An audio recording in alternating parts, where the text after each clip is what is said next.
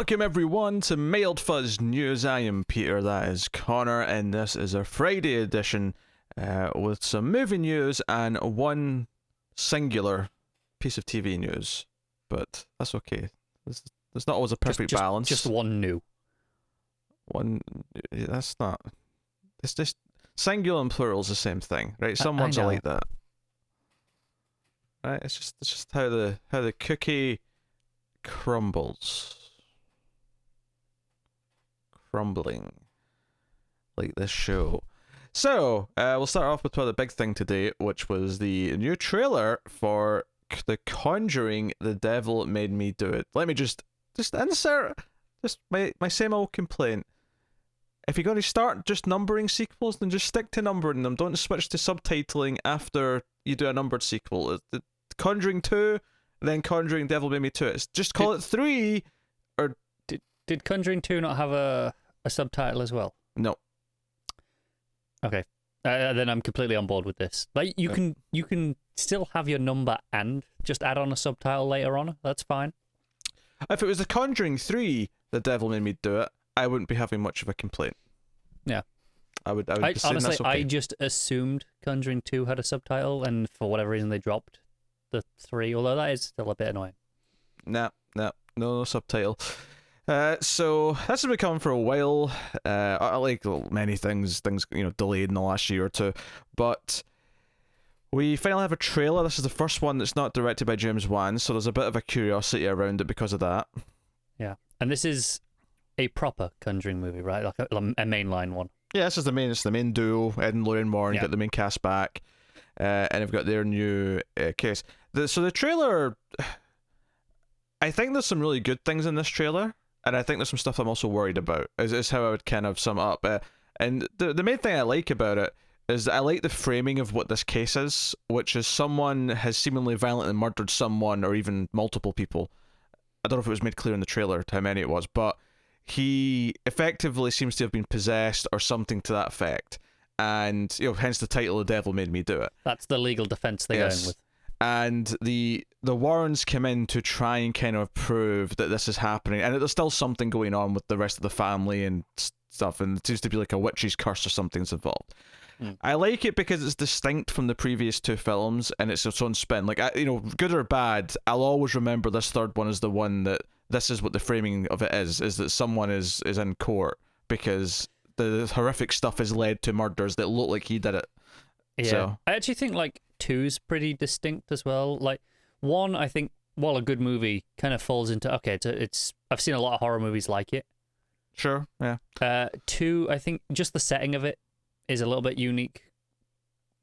Makes it feel different to a lot of mainstream horror movies. Yeah, no, I agree. I think 2 is a stronger film than the first one, and not everyone agrees with me on that. I think 1 might be tighter overall, but I think 2, because it's actually doing stuff that is a bit more interesting, and it has the nun, and it has the crooked man, and it feels like it's just a pulp, all-out assault on your senses, whereas the first one, while really solidly directed, ultimately it still just does, it's a haunted house movie, and it doesn't necessarily it's really well directed, but it doesn't do anything particularly.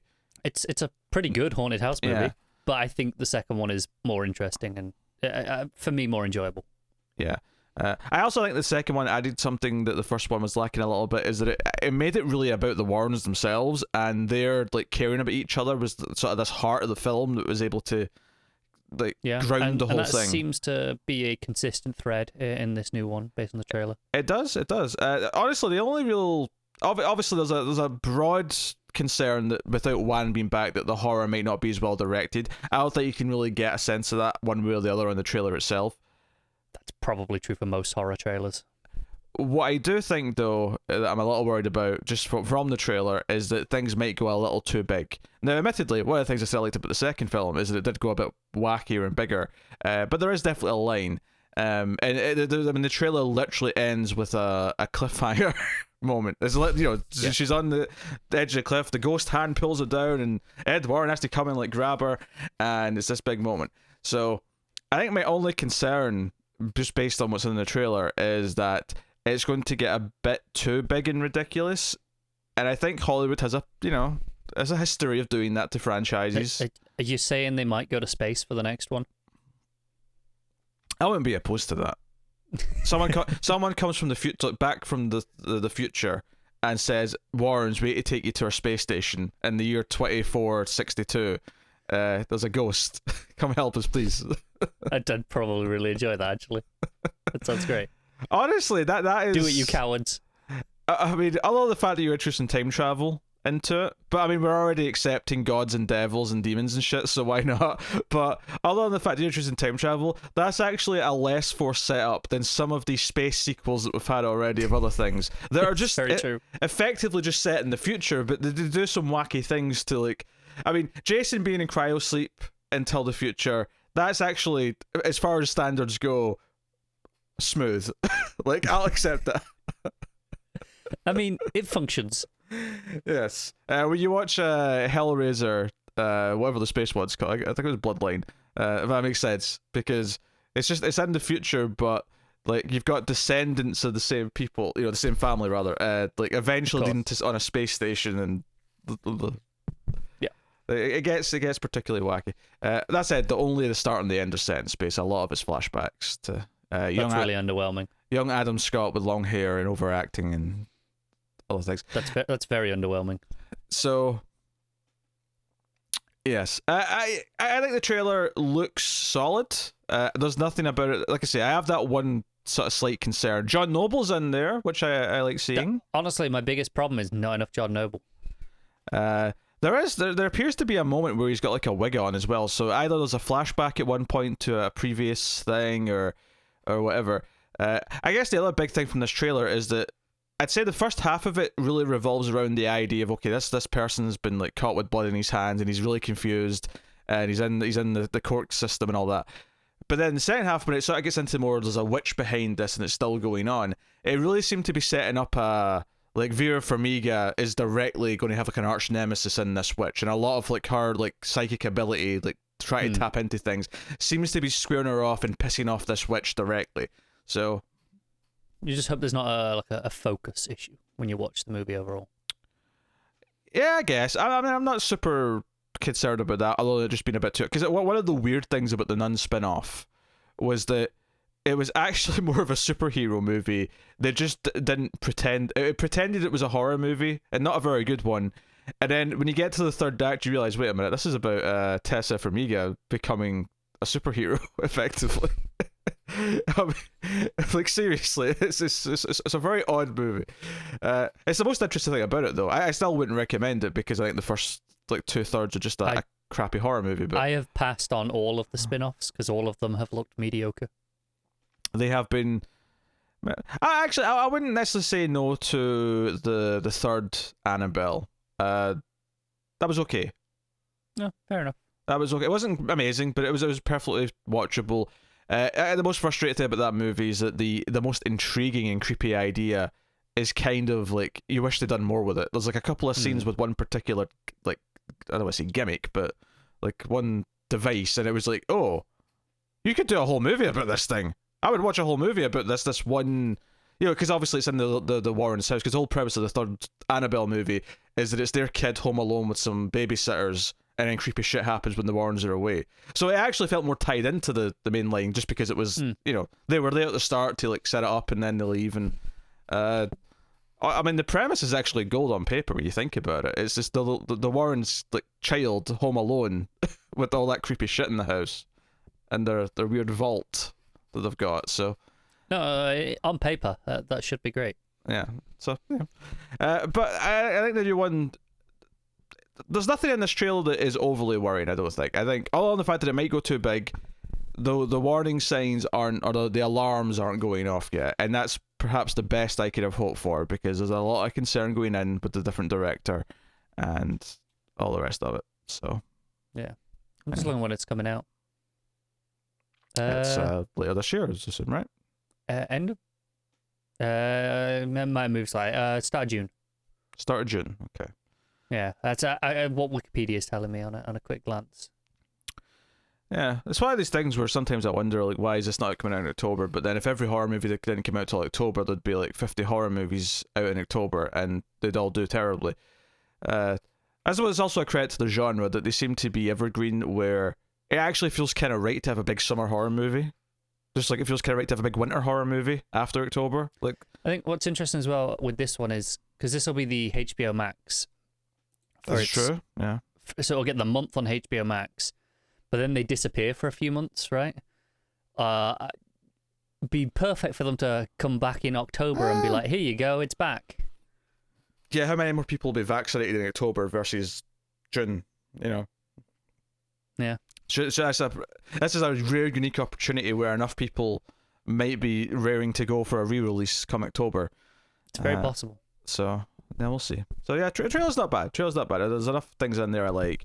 The waterbed stuff with the kid looked alright as well. It's one of the set pieces. I thought that looked solid. Yeah.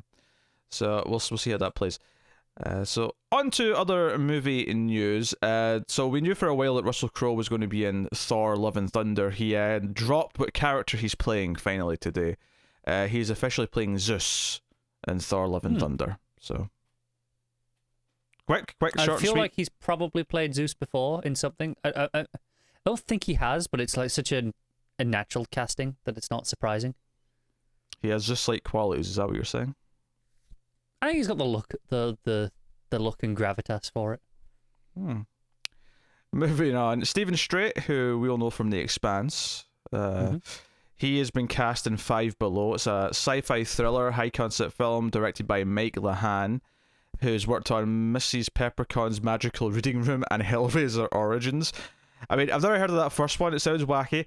Hellraiser Origins, I've not seen that one yet, but the fact that it's a Hellraiser movie that I have not seen, and I've seen the first 7 of them, is not a great sign. But hey, everyone has to start somewhere, okay? Everyone needs to get through those cheap movies.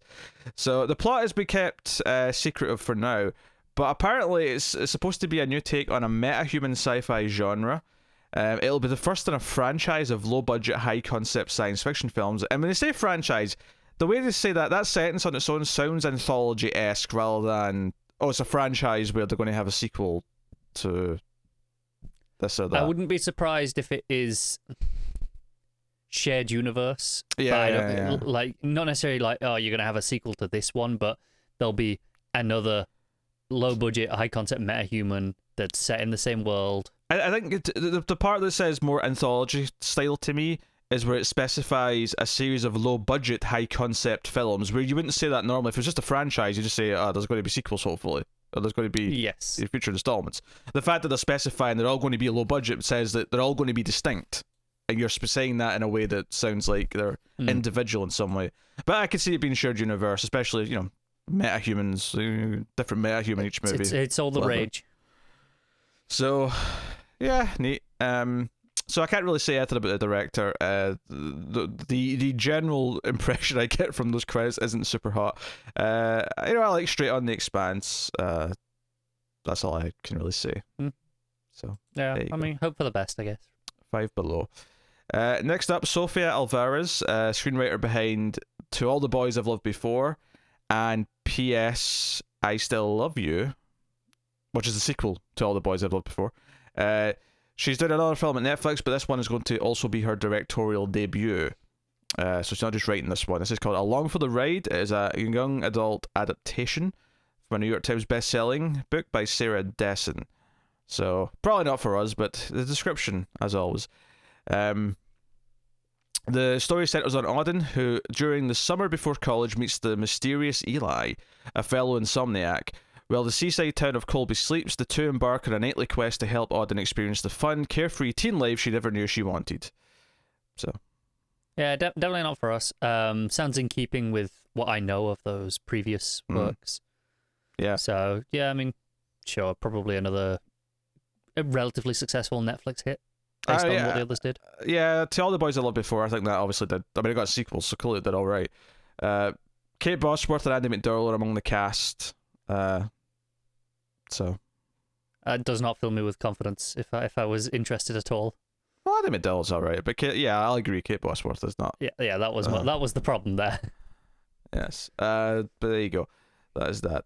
Next up, Universal has got the rights to a Brian Freeman novel called Infinite, with Fast and Furious writer Chris Morgan.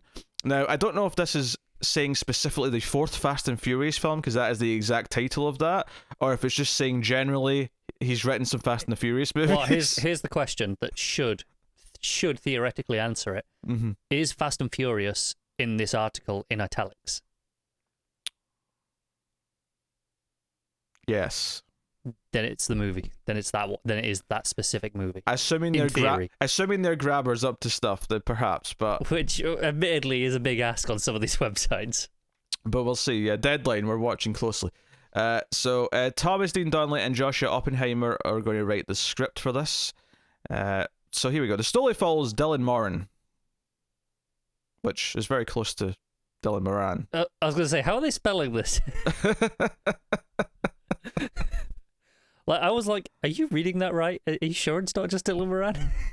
Oh, how do you spell Moran? I think it's Moran. Yeah, it's only one R. I just said Moran for one R.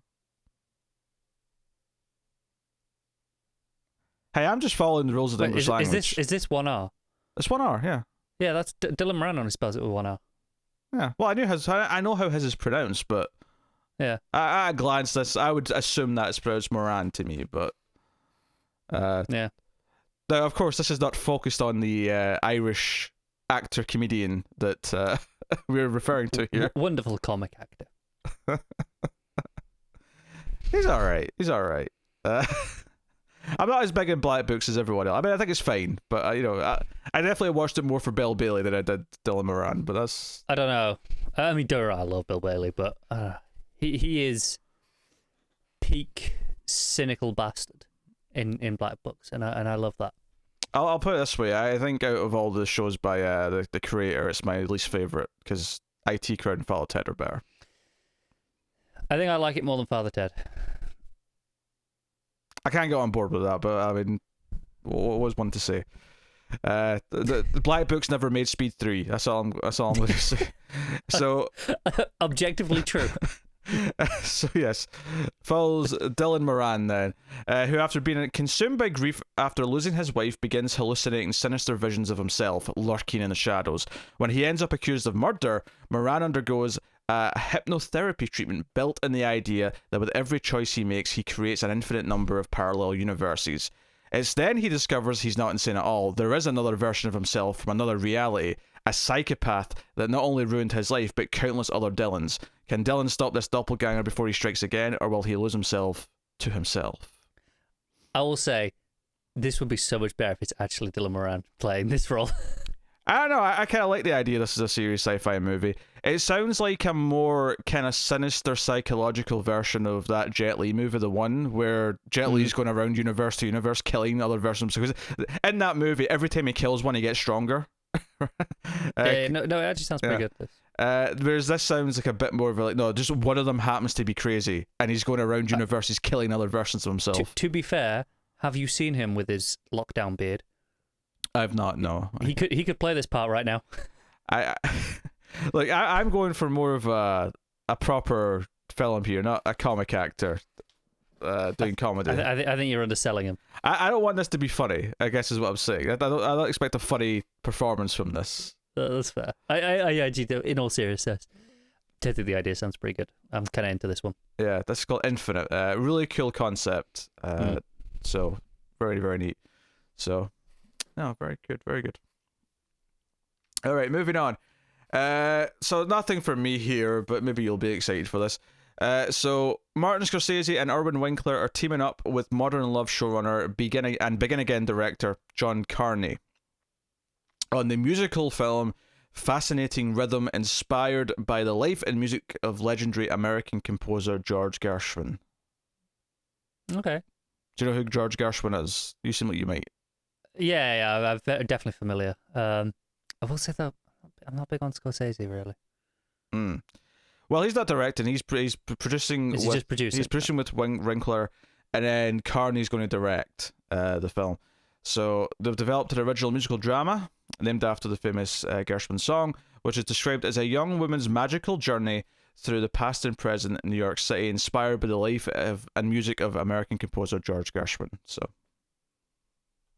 that's interesting. Yeah, definitely not my thing, but cool all the same. Next up, Disney want to do another Haunted Mansion. I don't know how well that last one did, but it's been like at least 12 years. So It's been a while, yeah. so I guess they want to give it another go. Maybe this one will be live action. I presume it probably will be, given right, was the last one live action? Am I thinking of a different film? I I don't remember. I would have said this was CGI animated, but then I'm also thinking that Eddie Murphy was in it, so then it wouldn't be. So it's either one or the other, and I don't know which. I'll be honest, it's not exactly a unique idea for a movie, so there's probably been a handful of very similar things in the past 10 years. It's very possible. Whatever one of them is probably a Haunted Mansion, and then the other one I've got in my head is probably just something else with a similar looking poster and premise. Yeah. But just one CG and one's an Eddie Murphy movie. But either way, so they've got a director here for the new one. Justin Simeon, who of course was behind Dear White People, is on board to work on this. Dan Lin and Jonathan Eyrick are going to produce the live action, or who produced the live action hit Aladdin, are producing to the Ride Back banner, which again maybe further points to a live action movie. I would assume so based on that, yeah.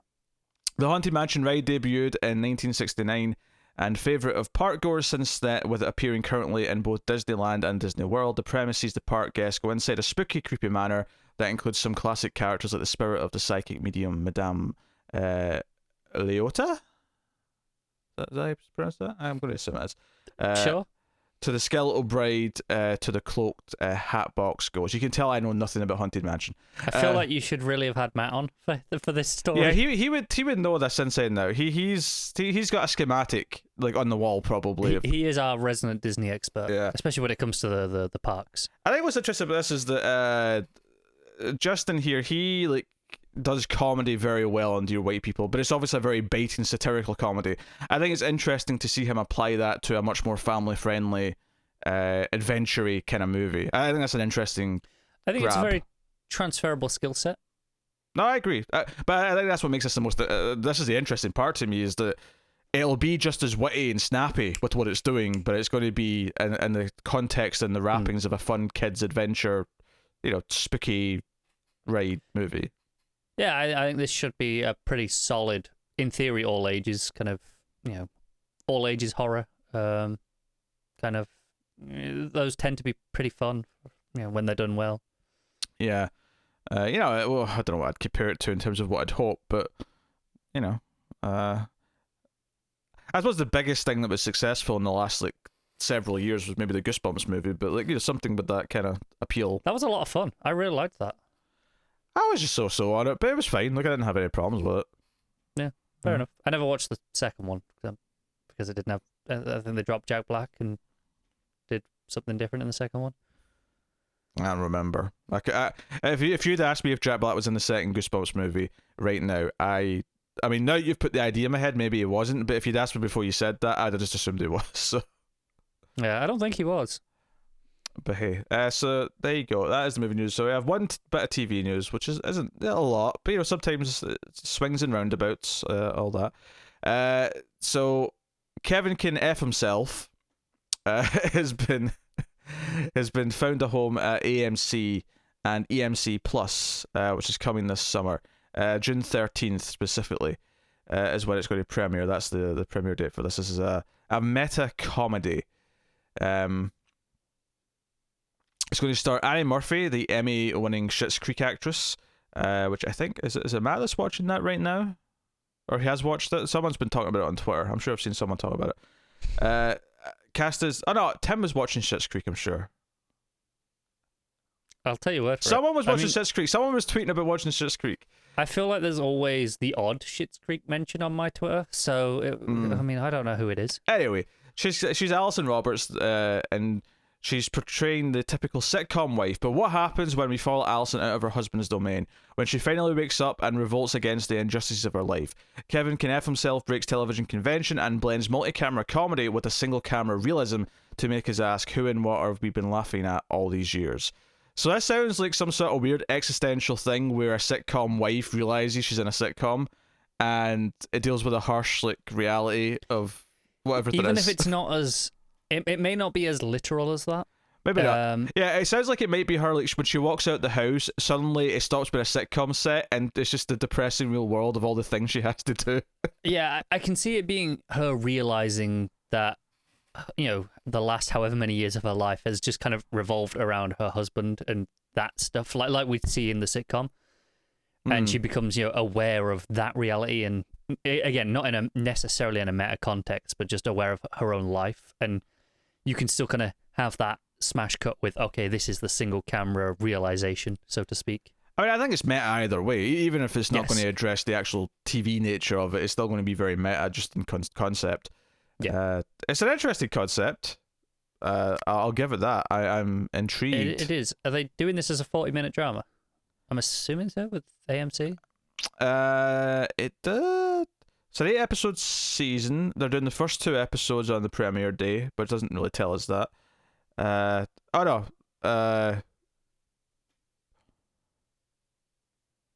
2 episodes airing back to back at AMC a week later at 9 p.m. and 10 p.m. The main episodes connected to debut AMC 1 week later. Well, 9 and 10 p.m. implies hour long. Unless they're airing them both twice, which I know cable channels sometimes do. That's true, but I feel like they wouldn't necessarily need to mention that in the arc. I mean, it's AMC, so I mean, I would probably lean towards a hourless slot for this. That's my assumption at this point. The fact that it's technically a comedy, I don't think necessarily means it's a sitcom.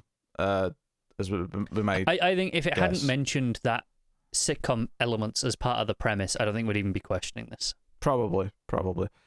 So that's coming 13th of June. And there you go. That is the news for your Friday. So, very, very good stuff. If there's any tomorrow, I'll see you again on Saturday, I guess. But let us know what you thought of any of the news that popped up today in the comments below. Like and subscribe, all that stuff. It is the easy, simple, and completely free way to support everything we do and help keep all the content coming. But you can, of course, support us as well over at patreon.com/MailFuzzTV for as little as $1 per month to support us even more directly. So, please have a look and see if you're interested. Otherwise, get us on Twitter at mailed_fuzz for channel updates. And that about does it. So we will see you next time. So goodbye. Be safe. Wear your stupid masks. And stay alive till tomorrow's news edition. It's important to us.